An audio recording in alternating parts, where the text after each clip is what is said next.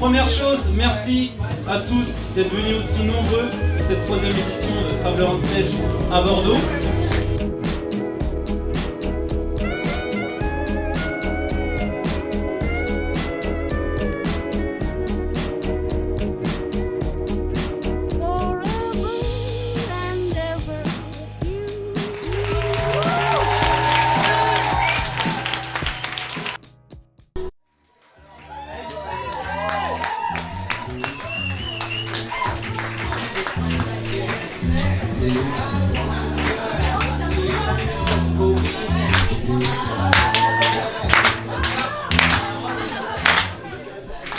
Salut, moi c'est Justine. Tout a commencé sur un coup de blues de voyage, après avoir passé 1 mois et demi dans une auberge à Adélaïde, en Australie. J'ai un job comme femme de chambre et je m'éclate avec les autres voyageurs devenus ma seconde famille. Puis un jour, tout le monde reprend sa route, mais sans moi. Je dois rester pour continuer à économiser. Un vide s'installe. Mais un matin, ma bonne étoile me réveille. En passant devant la réception, là où il y a toutes les petites annonces, un bout de papier m'interpelle disant « Kangaroo Island, 3 days, free ». C'est tout, pas un contact, rien. Je demande au réceptionniste et il me dit « C'est un homme âgé qui a déposé cette annonce, je peux le contacter si vous voulez. » Je rencontre donc Eric. Il n'a pas 40 ans, non, ni 60, c'est un septuagénaire. À peine 5 minutes et j'ai déjà l'impression d'avoir un 3e grand-père. Je me demande si c'est pas étrange, mais merde, c'est pour vivre des situations improbables que j'ai décidé de voyager. Alors c'est décidé, je pars en road trip avec papy.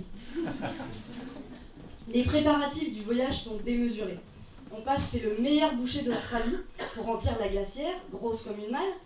Au supermarché, tellement prévoyant, on se retrouve avec de la bouffe pour 2 semaines. Et bien sûr, on s'arrête sur la route pour une petite glace au soleil. Ce voyage est au final une aventure insolite. Eric ne manque pas une occasion de me faire rire, mais aussi de me faire peur au volant de sa voiture. Il me dira en rigolant qu'il ne fait que suivre le pare-choc.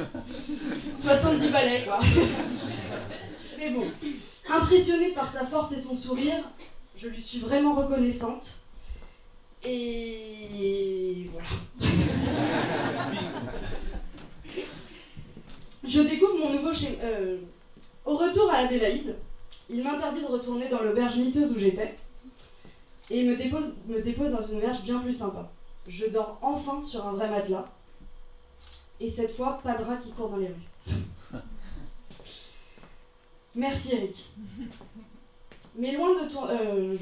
Pardon. Je découvre mon nouveau chez moi. Mais loin de tourner à la routine, je tombe sur le panneau des petites annonces. Et là, bingo, un festival. Un gros festival. Et le deal est simple, bosser 5 heures par jour sur un stand et profiter des concerts le reste du temps. Le kiff, quoi.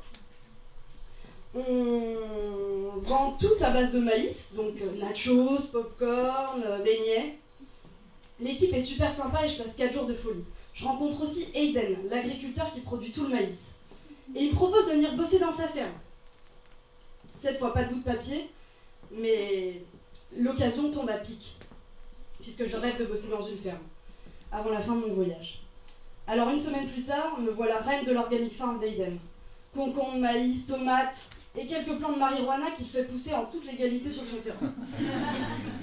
Une vie de bouche-garde comme j'en rêvais. Et c'est là que je rencontre aussi Sandy, une Allemande avec qui je vais me lier d'amitié, qui bossait aussi sur le festival. On partage plein de moments et on va devenir très vite complices, et on ne se quittera plus avant la fin de mon voyage. Notre quotidien est ponctué du marché tous les dimanches matins, où l'on vend nos produits en scandant haut et fort « Don't panic, it's organic !» Mais après 1 mois à la ferme, l'envie du voyage nous rattrape et on aimerait bien se faire un petit road trip sur la côte. Mais finalement, Sandy me parle d'un festival hippie. Coup de chance, on trouve un covoit direct. Le trajet dure quand même 2 jours. On s'arrête pour dormir, mais pas vraiment. Des opossums n'arrêtent pas de sauter sur notre tente et s'amusent à jouer avec nos chaussures, qu'on ne retrouvera que le lendemain matin après de longues recherches. Une fois au festival, on découvre un village où les gens chantent, dansent, se baignent nus dans la boue. On participe à plein d'activités, genre yoga, méditation, hypnose. Je me fonds plutôt bien dans la masse, mais bon, pas jusqu'à me mettre toute nue dans la boue. Curieuse, mais pas encore assez libérée. On rencontre aussi Noël, un Américain avec qui on retourne à la ferme et on reprend le travail à 3 cette fois. Mais 2 semaines plus tard, il doit partir pour Melbourne. Et puisque nous sommes maintenant un trio inséparable, c'est le moment de faire nos adieux à Eden et de repartir à l'aventure. On passe 1 semaine sur la route en mode serré dans un 3,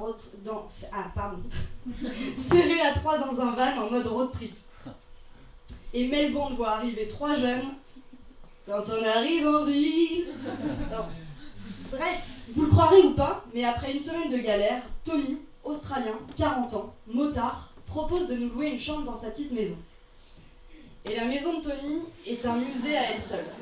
Elle regorge de trésors très kitsch qu'il collectionne avec ardeur. Cinéphile et grand mélomane, il nous fait quand même découvrir des artistes incroyables. C'est là que l'on découvre Rodriguez, un vrai coup de cœur musical qu'on se passe en boucle sur sa platine. L'album Sugarman finira par symboliser la fin de mon voyage et toutes les choses que je suis fière d'avoir accomplies par moi-même depuis mon arrivée. Alors n'hésitez pas, car même dans les moments les plus durs, la chance peut vous sourire si vous avez le culot d'aller vers elle. Merci.